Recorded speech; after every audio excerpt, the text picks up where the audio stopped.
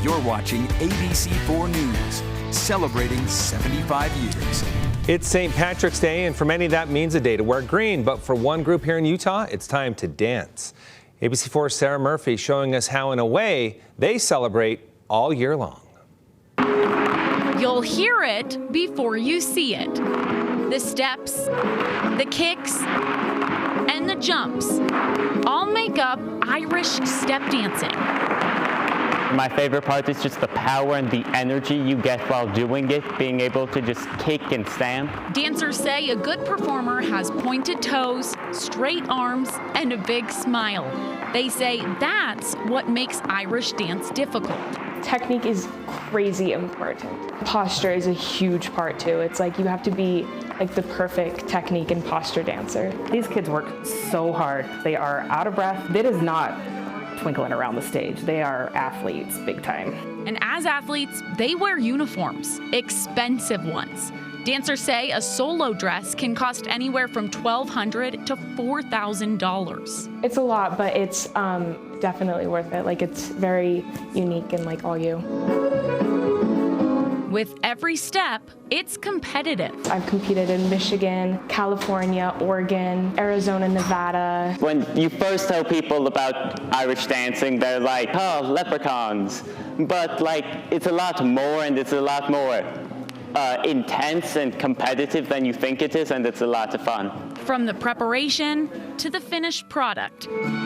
Dancers say once you start, you won't want to stop. Once you like master a step, you're like, I'm good at this step and I can make people go, be amazed. Whether you're Irish or not, they teach them respect, they teach them dignity, they teach them self-respect. It is a very old tradition, and no matter how they tweak the steps, it is always rooted in that tradition. Sarah Murphy, ABC4 News.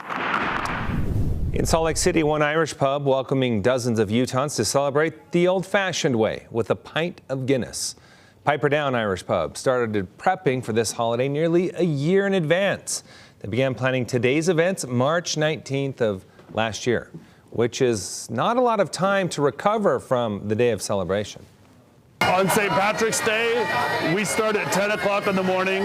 Live music starts at midnight, and then we don't stop until 1 o'clock in the morning. They also serve Irish classics all day and night, including corned beef and cabbage, fish and chips, and bangers and mash. Morris has a few pieces of advice: bring cash, don't drive, and leave the kids at home. Today, Utah Highway Patrol also warning drivers not to press your luck out on the roads. Officers from 15 agencies are working more than 50 extra shifts statewide to make sure no one is drinking and driving. St. Patrick's Day tends to be one of the deadliest times on the roads, so they're doing a DUI Blitz starting today until Monday. State troopers want to remind drivers to buckle up, slow down, and drive sober. Time now for Utah's most accurate forecast with Alana Brophy. Weather rates certified 11 years in a row. Stop it, Alana. Your little friend, Glenn, this is one of your besties. She always has a smile on her face, doesn't she? She does, and especially today, it's her first St. Patrick's Day. Happy St. Patrick's Day, everyone. It's not always all about the Guinness. It's about the holidays and the heritage, this little valley, and she's just loving celebrating St. Patrick's Day, and I hope you are too. Irish eyes and skies are smiling today with plenty of sunshine out there, and we've got quiet conditions in the weather world due to high pressure. Temperatures as we get through the next several hours dropping into the 30s. We will see mostly clear conditions, and that northerly flow, it brings a little bit of a bite though with the wind, right? Especially if you're not standing in the sun. Standing in the shade, oof, feels a little chilly. Live look from the ABC4 studios, mid 40s right now. We're running about 10 degrees below average, 11 in some spots. It's 11 in Salt Lake, and you can see the flag moving because of those light winds coming through. They make a difference. A little bit of cloud cover in Iron County. Pretty shot here of the Cedar City Airport, sitting in the low 40s. We're warmer in Salt Lake than we are in Cedar, but dry, not just in Utah, throughout the entire western United States. Pretty quiet conditions right now, but that's going to change. Increasing cloud cover expected for your weekend, and then some wet weather on the way. Yeah, our next system's going to roll on in and impact us as we head into Sunday. But before we get to that valley rain and mountain snow, we get some cloud cover. The Futurecast shows us that as we roll into Saturday by 4 p.m. Clouds That deck of clouds really impacting the entire state, so it will start out sunny and then cloud over as we make it through the afternoon, clearing for a portion of the evening, but mostly cloudy into Sunday. This is ahead of our next little system, Sunday into Monday, that's going to bring the potential for some wet weather. By 9 p.m., it's in southern Utah, and then it surges north as we make it into the early morning hours. We could see some light showers from that, and then by the afternoon, some pockets of heavier snow that will move through and really target the high country. But when it comes down to it, Tuesday into Wednesday is a larger system. So we get a bit of a break here by 3 a.m. Tuesday morning. The clouds are in the south, and that is the direction with our southerly flow. The winds will pick up, and here comes that wet weather. I know. Valley rain, mountain snow, and heavy mountain snow at times. We know that this system Tuesday into Wednesday is going to pack a punch, and this is one of those that will bring some concerns with it in the way of flooding, winds, and wet weather.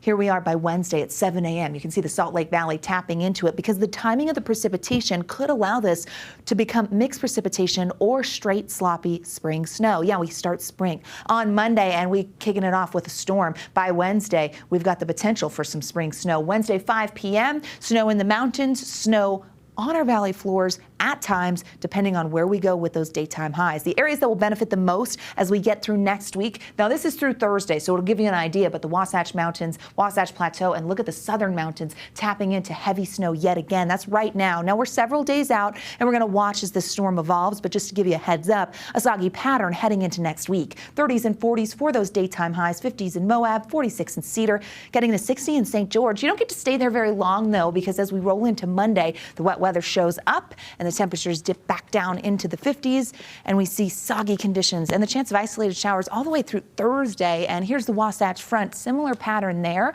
and you're going to see those numbers falling into the 40s. 56 is our average. We don't get there for the next 7 days, darn it, and we definitely get soggy as we head into next week. But today, sunshine out there, so happy St. Patrick's Day. Drying out a little bit. Thanks. Cute baby. I love my baby. We can tell, as you should. I love you guys too. Thanks. But you're just second to her. All right.